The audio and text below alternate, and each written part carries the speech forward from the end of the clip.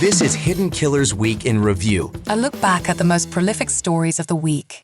This is the Hidden Killers podcast with Tony Brueski. Featuring former FBI Special Agent and Chief of the Counterintelligence Behavioral Analysis Program, Robin Dreeke. Is the next step basically kind of connecting those dots behind the scenes at an investigation level? And then if the dots connect, is that time then for the arrest? Or what are we likely to see next?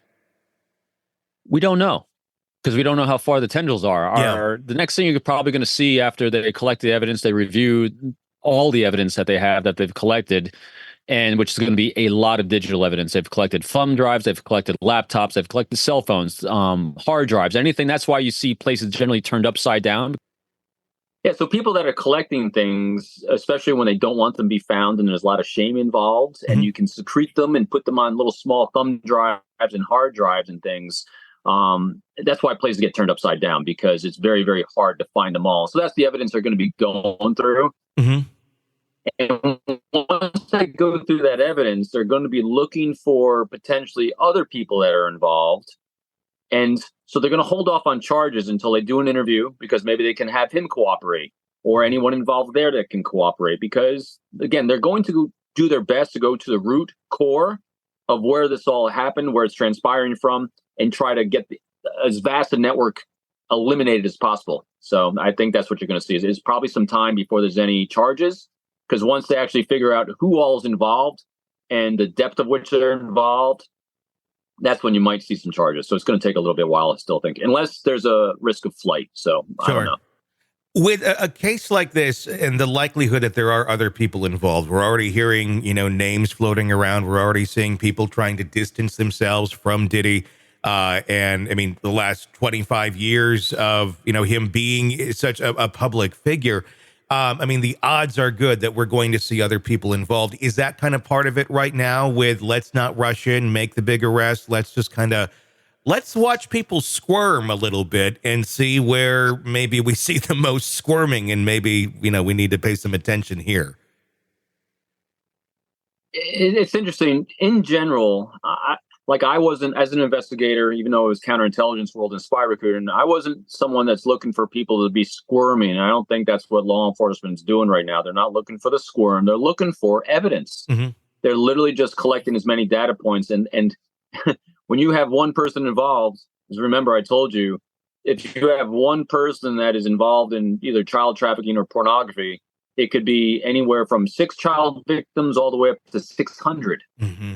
And that's for one person. And so what they're doing is they're collecting a lot of data points. Because remember, what they're doing is, so they have one person that they think is going to be a suspect. Mm-hmm. They're going to look at that digital footprint of all the people that's ever visited the house, everyone that they've ever talked to on a cell phone. Anytime there's ever been an exchange of a file, they're going to be looking at all those files, who they exchange files with. Mm-hmm. And it's takes a lot of resources to do that kind of research and analysis before you can actually keep going further. So looking at squirming, the squirming part comes when you actually start doing the interviews. Okay.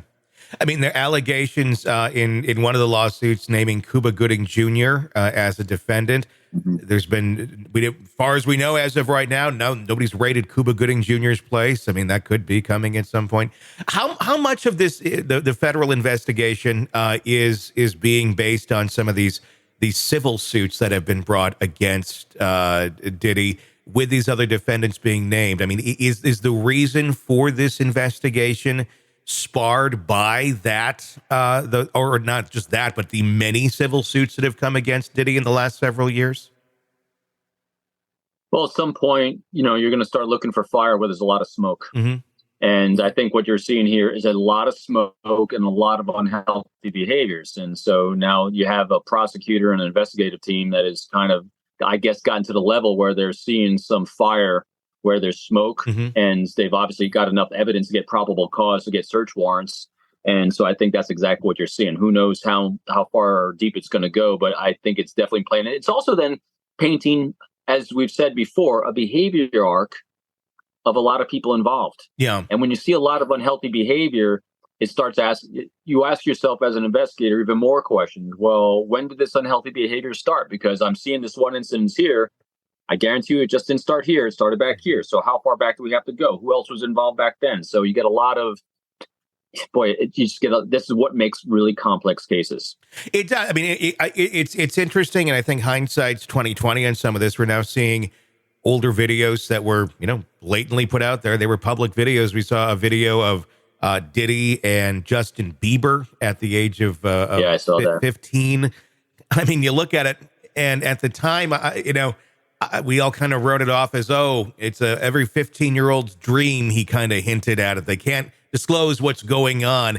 I mean, one could have easily looked at that and gone, well, that's really kind of creepy and weird. I mean, what 40-year-old man is standing next to a 15-year-old saying things like that? That's not your own kid. It's like, if it's your own kid, like, yeah, we're at 15-year-old's dream, we're going to go to Six Flags or something like that. But I think it was hinting at something else. And then we hear the stories from Usher as well. There's audio of that from the Howard Stern show, where Howard asked him, after Usher had stayed and lived with Diddy for a year during his first album back in the 90s, saying he saw a lot of things, that where he didn't quite understand at the time, and asked if he would ever allow his child to stay there. The answer is hell no. So right. It likely goes way, way, way, way, way back. I guess the question would be, on somebody like this, we've already had, we've had the R. Kelly come out. We've had, several other Bill Cosby, tons and tons of people with very, very high profiles and very insulated individuals as well in terms of power that have all come down. Why this long on Diddy? He had a good network of trusted contacts. Yeah. That's all that you can say. When someone feels taken care of and part of a group or organization, they feel valued and appreciated by that organization, and you're providing value to them, it's psychologically, it's very hard to betray that. And so, but once a fracture starts and once your behavior changes and you no longer feel valued and you feel disenfranchised or you feel like a victim in some way, that's when the house of cards starts tumbling, especially when you're dealing with unhealthy behaviors like this. What kind of protection does, or did he think he had? Because again, there's been many, many lawsuits that he's settled over the years over allegations of sexual abuse. And I'm sure within those settlements, there's non-disclosure agreements and such. Even though some of the behavior likely was criminal. I mean, again, we're just speculating here.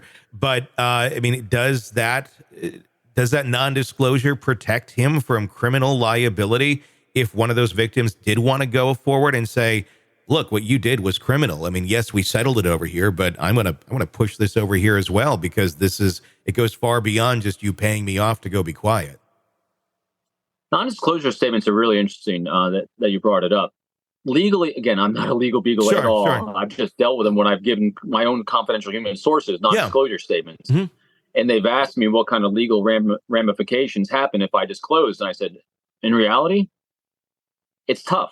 It's really tough to go after someone for disclosing when they had a non-disclosure statement, because it takes time, energy, and resources in order to go after someone. Can you legally? Yes. What happens more times than not is you give someone a non-disclosure statement because psychologically, it keeps them from talking, because when you put a psychological limit on someone and then you treat them very well, it compounds that effect of silence. And I mean, it just creates that psychological effect of I can't share with anyone what's going on behind the scenes. And then it also allows someone to make an excuse of, I can't tell you because I have a non-disclosure statement. I mean, how many times have you heard that from someone? So I can't share that because I've signed a non-disclosure statement. Okay. Yeah. Legally, maybe, but it's tough to go after. Want to listen ad-free? Want advanced access to all of our interviews before anyone else? Become a True Crime Today Premium Plus subscriber on Apple Podcasts. You get every episode commercial-free, so you can binge on true crime until you can binge no more. Search True Crime Today Premium Plus on Apple Podcasts now, or go to our podcast page and sign up now. More of the Hidden Killers podcast next.